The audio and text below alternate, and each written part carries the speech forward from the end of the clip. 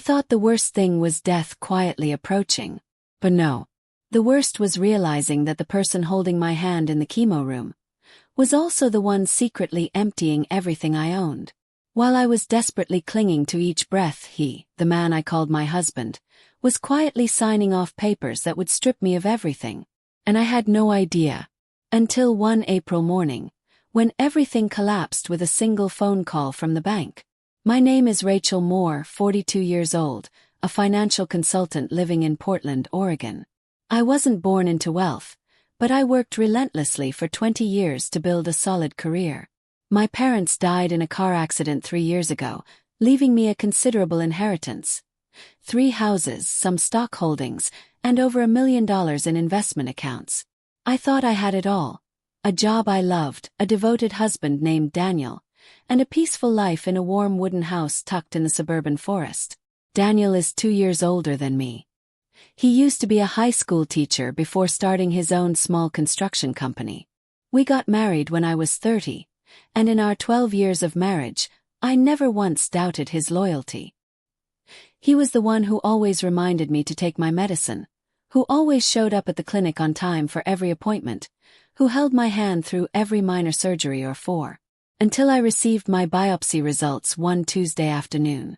The doctor sat across from me, eyes slightly downcast, and gently said, "Rachel, we've found cancer cells. Stage 3 with lymph node involvement. We need to begin treatment immediately." I don't remember exactly how I walked out of that clinic. Everything was a blur, like the whole world had collapsed beneath my feet. Daniel was the first person I called, and he was by my side within 20 minutes. He held me tightly in the car and whispered, "We're going to get through this. I'm right here." I believed him. Of course I believed him. How could I not believe the man who lay beside me every night, who had built every brick of this life with me? 2 weeks later, I began my first round of chemotherapy. My long dark brown hair started to fall out, my skin dulled, and I lost a lot of weight. I no longer had the strength to work, so I delegated most of my financial responsibilities to Daniel and an assistant I had personally trained. I thought I'd just be stepping away for a few months. I didn't realize that during that exact time, everything I had worked so hard to build was being quietly drained from my hands. The first time I sensed that something was off was during the 2nd month of chemo. I called the bank to check on a medical transfer, but the transaction was declined due to insufficient funds. That was very unusual because I clearly remembered transferring over $40,000 into that account just a month earlier. The bank representative sounded confused, then said, "That amount has been transferred out, ma'am. Authorized by a legally approved party." I asked again, "Who's the authorized party?" He replied calmly, "Mr. Daniel Moore, your husband." Hung up. Something cold trickled down my spine like ice water. I didn't know what was worse, that the money was gone without my knowledge, or that the very person I shared a bed with was the one who did it. I decided to stay quiet. I didn't confront Daniel right away, because a very clear instinct told me, this wasn't a mistake. This was the beginning of something much bigger and far more cruel. That night, I sat silently in the bedroom, the dim night light casting soft shadows on the ceiling. Daniel walked in as usual, holding a cup of hot tea, and placed it on the bedside table. He leaned down, kissed my forehead, and smiled gently. "You have your 3rd chemo session tomorrow, right? I've cleared my schedule. I'll take you like always." I nodded and smiled. Not a single tear. Not a single question. But inside me, an iceberg was melting into a quiet, simmering rage. The next morning, when Daniel left early to check on a project site, I opened his personal laptop for the first time, something I had never done before. The password was still our wedding date, so naive, so simple. I found a folder named Q2 Documents.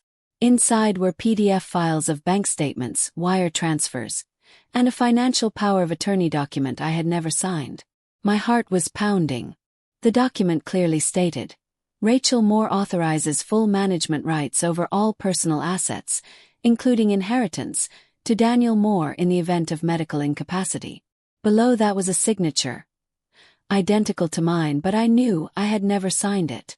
I immediately sent the file to my personal attorney, Martha Collins, my college best friend and the only person I trusted besides Daniel. Half an hour later she called back. "Rachel, that signature is forged. But if you don't act now, everything could be made legally binding in a few months." A chill ran down my spine. "You mean he's trying to take the entire inheritance?" "Not just that. He's using your name to transfer property. I just checked. The house in Seattle was changed to a new owner 3 weeks ago." Froze. The house in Seattle was my parents' weekend retreat, the place that held nearly all my childhood memories. It used to be under my name, and now it wasn't. I said nothing. But in my mind, all the scattered pieces started falling into place.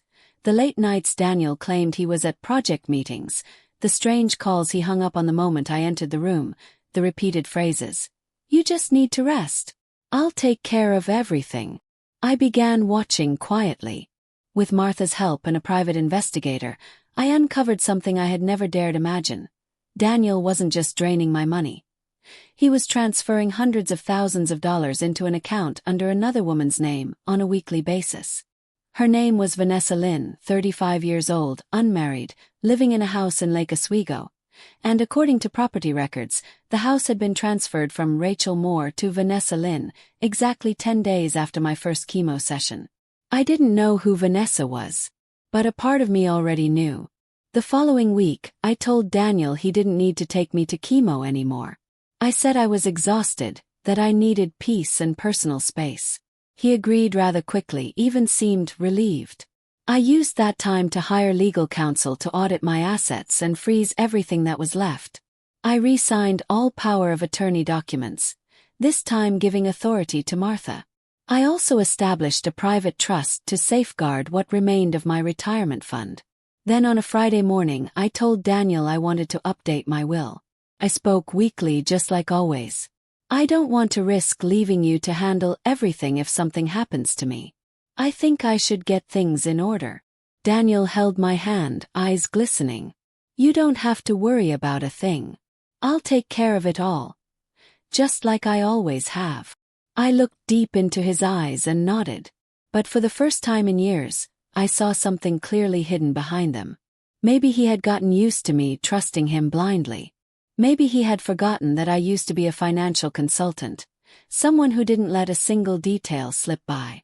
Still I stayed silent. I couldn't defeat him with tears. But I would defeat him by surviving, and by gathering the truth piece by piece. I began to think about death in an entirely different way. No longer as a terrifying end, but as a tool, a part of the plan. If Daniel believed I would die soon, then I would let him keep believing that. I would let him bask in his imagined victory, until his own hands crushed everything. Quietly, I edited all my medical records, requesting that my primary doctor send all treatment results to a new email address. Secret, known only to me. The good news was that the new treatment plan was working. The cancer had stopped spreading.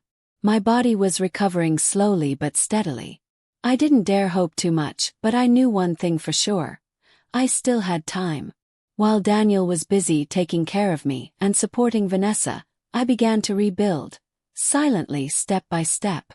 I asked Martha to set up a trust account under a new legal entity, with no connection to Daniel or my birth name. Everything left from my parents' inheritance, including unreleased stocks, supplemental retirement funds, and several foreign currency accounts, was transferred there. Each asset was encrypted, hidden beneath shell companies. Legal, untraceable. At the same time I started looking into Vanessa. She wasn't as simple as I had assumed. She owned a small interior design business that had been losing money for years. The house Daniel transferred into her name was already listed for sale, at least 30% above market value. That kind of markup only made sense if the buyer was laundering money, or covering up illegal transactions. I stayed silent, letting Daniel and Vanessa continue their game. Every morning I still pretended to cough violently in the bathroom, still kept empty pill bottles by the bed, still refused full meals so he wouldn't grow suspicious. One day, Daniel even said with a strangely light voice. "You don't have to push yourself. If you're tired, just rest. Don't force anything anymore." I smiled and replied, "I know. I'm not even sure how much time I have left." Daniel squeezed my hand, but I felt nothing. Everything in me had died except for patience. Martha found a law firm that specialized in financial fraud and marital asset disputes. They began collecting evidence, tracking every dollar Daniel had transferred over the past 8 months.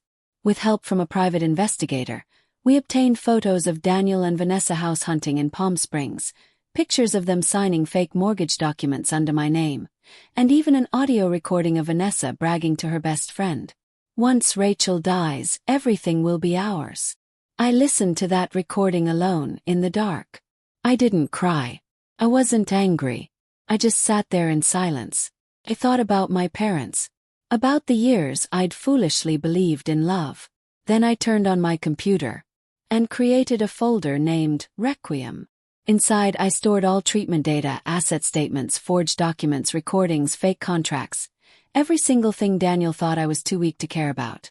I knew the day to reveal it all was still far away, but I was ready to wait. A month later, my health had improved significantly. The doctor said I qualified for a clinical trial in California. I agreed. And for the first time, I left Portland without telling Daniel. I left a note on the bedside table. "I need time alone to think about everything. I know you'll understand. Don't reach out. I'll call if I need to." I didn't call. While Daniel scrambled to figure out why he couldn't reach me, I flew to San Diego. There, I began the clinical trial and worked closely with Martha's legal team. Piece by piece, the plan began to take shape. I didn't know how much longer I would live, but I knew one thing for certain. I wasn't coming back to die. I was coming back to watch Daniel and Vanessa lose everything, by their own hands. The experimental treatment program in San Diego lasted 3 months. I lived in a small apartment near the medical center, where no one knew who I was, and no one asked too many questions. Every day, I arrived at the hospital at 8 a.m. for infusions, tests, and close monitoring of all my vitals. And each night when I returned home, I worked with the legal team and financial advisors. The results from the new treatment truly surprised me. Not only had the cancer stopped spreading, but the cells had begun to regress. The doctor called me a remarkable case, and encouraged me to stay optimistic, saying I still had many years ahead. I smiled, but it wasn't pure joy in my heart. Not because I wasn't grateful for the recovery, but because I knew I wasn't allowed to feel at peace yet. Not until Daniel and Vanessa paid for everything they took. Not just the assets, but also my trust and my dignity. I remained completely silent toward Daniel. Not a single message, not a single call. That disoriented him. I knew because one of the private investigators informed me he had shown up at my law office twice, asking if I had issued any new authorizations. Both times he was denied any answers. Daniel began to panic. He had grown accustomed to the image of a weak, predictable Rachel. My disappearance, without a trace, made him nervous. Even Vanessa started showing signs of discontent. Financial reports from her company indicated that the incoming cash flow was decreasing, because I had already frozen most of the accounts before leaving. I let them stew in that unease and continued working in silence. With evidence growing stronger, the lawyers began submitting preliminary civil complaints for forgery, misappropriation of assets while the beneficiary was incapacitated, and abuse of financial power of attorney for personal gain. Everything was done by the book, legal, procedural, but without exposing my name on any document.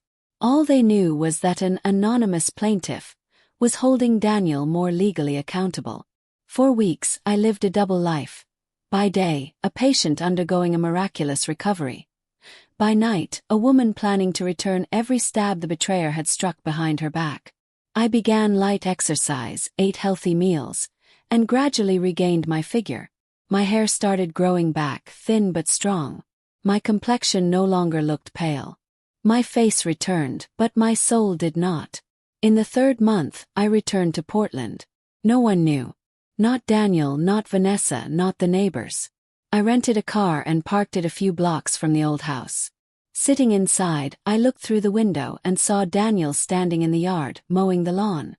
A familiar scene. If not for the car parked in the driveway, Vanessa's. She had just walked out the front door, wearing one of Daniel's shirts, coffee mug in hand. Then they sat on the back porch, laughing as if nothing was wrong. I didn't feel pain anymore.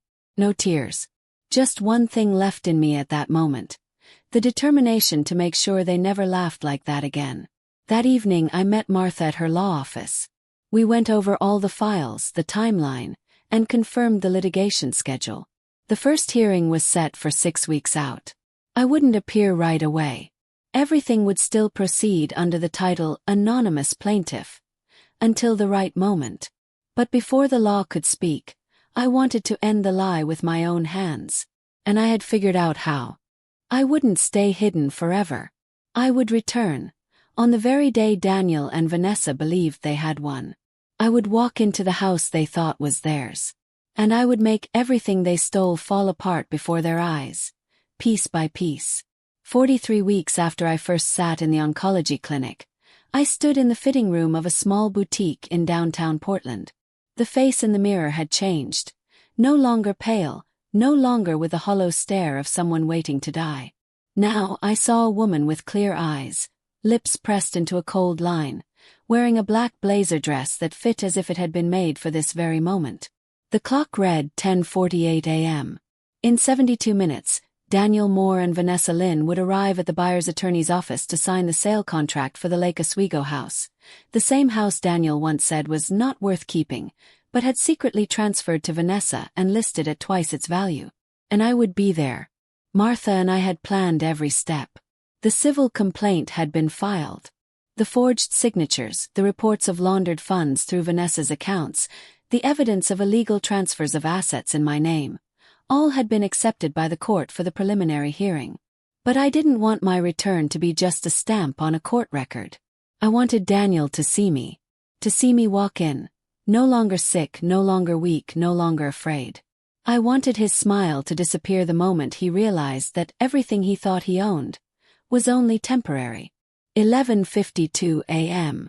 I stood in front of the 3-story glass building on Jefferson Street, where the signing was set to take place.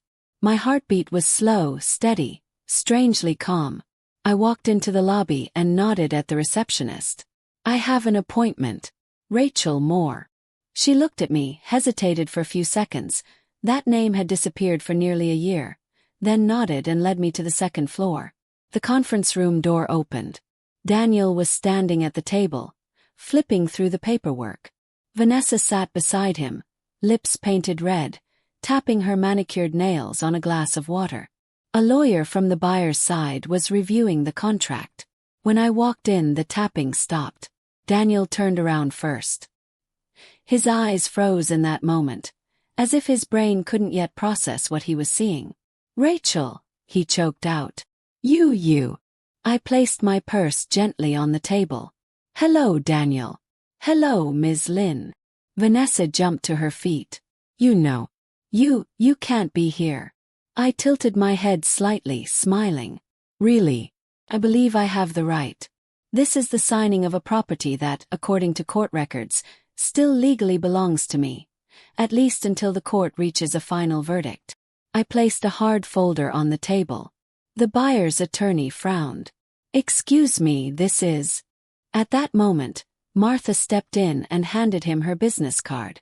"I'm the legal representative of Mrs. Rachel Moore.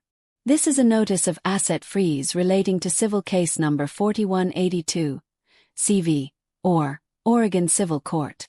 Daniel quickly grabbed the file, flipping through it, his expression growing more panicked with each page. "What is this? What the hell is this? Rachel, what are you doing?" I looked him straight in the eyes. "I'm taking back what's mine, and exposing everything you and Vanessa have done over the past 10 months.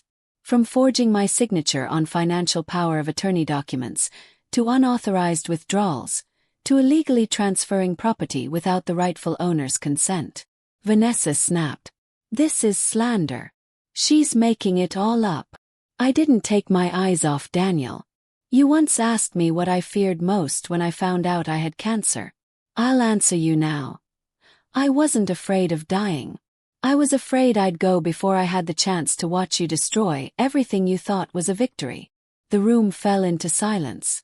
The buyer's attorney stood up, clearly wanting no part in the scandal.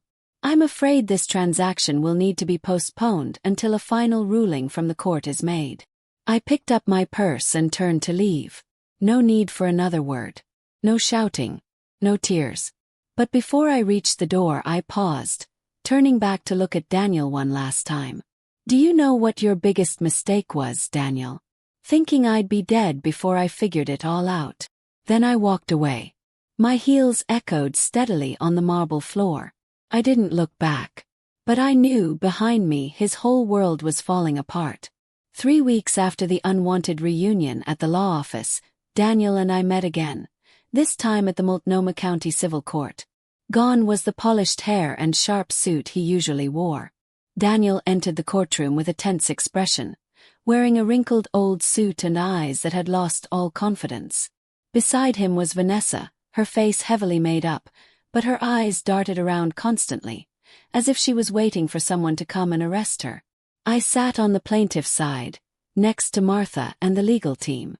In front of me was a thick file, over 200 pages of evidence.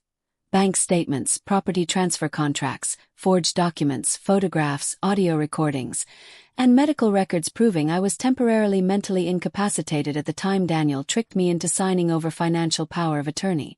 Judge Hector Langley, a man in his 60s, stern but composed, flipped through the documents with a neutral expression. After the initial procedures, he looked directly at Daniel's attorney. Does the defendant have anything to present before the court hears the evidence? Daniel's attorney, a young man clearly new to the job, couldn't hide his nervousness. He stood up, his voice slightly shaking. Your Honor, my client asserts that all asset transfers were made voluntarily, with mutual consent between spouses, and there was no intent to defraud. Martha stood up immediately, without needing to check any documents. If that's the case, then why did your client forge my client's signature on the financial power of attorney? Why were all the transactions conducted while Mrs. Rachel Moore was undergoing chemotherapy and legally incapable of making financial decisions? And finally, why was the majority of the money transferred to the account of a woman who has no marital relationship with your client? There was no response. Judge Langley nodded and signaled to proceed with the presentation of evidence. The hearing lasted nearly 5 hours. Each piece of evidence was shown. There was surveillance footage from the bank, showing Daniel signing the transfer, while the documents bore my forged signature. There was an email from Vanessa to a real estate agent saying, "We're almost done cleaning up his past. Now we just need to sell the house to have enough to start fresh." There was a handwriting analysis report from a forensic expert confirming that 3 out of 5 signatures were forged. Daniel kept his head down for most of the time. But when I was called to testify, he looked up at me, and I realized what he feared most wasn't the judge or prison. It was the fact that I was still alive. I recounted everything before the court. From the first cancer diagnosis, the days of chemotherapy when I didn't have the strength to eat a spoonful of porridge, to the moment I called the bank and discovered my account had been emptied. My voice was steady, emotionless. I didn't need to embellish anything. The truth alone was enough to make people choke. By the end of the day, the court issued a temporary ruling. All assets transferred during my treatment would be recovered and frozen, pending a final verdict. Daniel Moore was charged with abuse of financial power of attorney, forgery of legal documents, and misappropriation of assets through a third party. Vanessa Lynn, as an accomplice who illegally benefited, would be required to return all the assets she received, including the house in Lake Oswego and the funds transferred from my accounts to hers. A separate criminal trial would be scheduled after the court completed its investigation to determine if the transactions involved criminal activity. I stepped out of the courthouse when it was already dark. Light rain was falling on the sidewalk, car headlights casting a pale orange glow over the city. But I didn't feel cold. For the first time in nearly a year, I felt like I was truly standing on solid ground, no longer shaking, no longer doubting. As I opened my car door, a middle-aged woman approached me, her eyes full of emotion. "Are you Rachel Moore? I read your story on the legal site. I just wanted to say, you're truly a beacon of hope for those who thought they had nothing left." I could only smile and nod. The emotion caught in my throat. I nearly died from cancer. But what almost killed me was misplaced trust. And now I had taken everything back, through patience, intelligence, and the strength not to break. 1 year since the day I received my stage 3 cancer diagnosis. 1 year since I discovered that the man I had trusted most had betrayed me with forged signatures, fake embraces, and empty promises whispered beside my hospital bed. And now I stand here, in the living room of the Lake Oswego house, the very house he once transferred to his mistress, once listed for sale to start a new life. The house has returned to its rightful legal owner, Rachel Moore. That's me. The civil court officially ordered the recovery of all misappropriated assets, including 2 homes, investment accounts, savings funds, and control over the family company held in my name.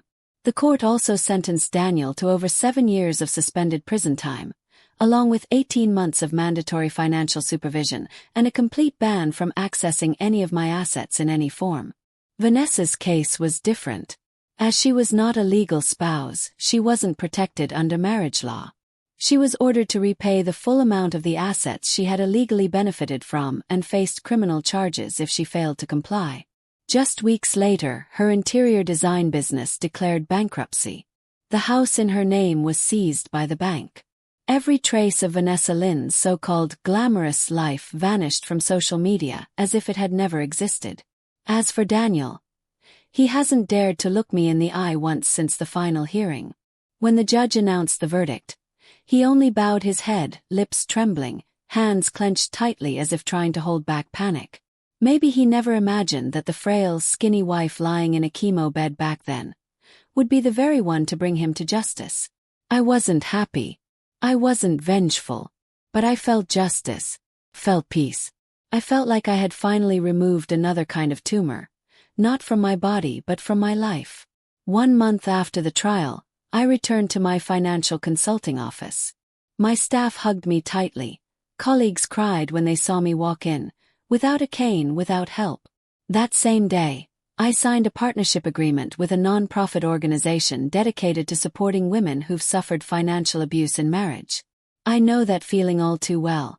When the person you trust most quietly robs you of everything, simply because they think you're weak, dying, and unable to fight back. But I stood up. I survived. And now I help others do the same. On my 43rd birthday, I hosted a small gathering at the Lake Oswego house. Just close friends, colleagues, my attorney, and a few women who had gone through what I did. They hugged me like a survivor, like a symbol of hope. I stood, raised my glass, and smiled. This year, I'm not wishing for more time. I'm wishing that every woman sitting here, whether you've been betrayed, stolen from, or dismissed, will one day rise.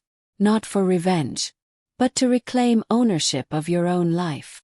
Everyone applauded. And I cried, for the first time in many months. Not from pain but because I knew. I did it. Life never gives back everything we lose. But it gives us the chance to rise, to rebuild, and to become stronger than we ever were. I was once a victim of illness. Once a victim of betrayal. But in the end I lived and I won. Not just against cancer, but against those who believed I was too weak to fight back. And if you're listening to this story, if you've ever been hurt by someone closest to you, I want you to remember this. You are not weak. You are just taking a step back so you can come back even stronger. I am Rachel Moore. I once lost everything. And then I took it all back, in a way no one ever saw coming. Rachel Moore's story is an emotional journey, one where pain, betrayal, and illness could not crush a woman's will to live and her desire for justice. From a cancer patient on the brink of collapse, she quietly turned the tables, exposing the betrayal with intelligence, resilience, and unwavering determination. This isn't just a story of revenge.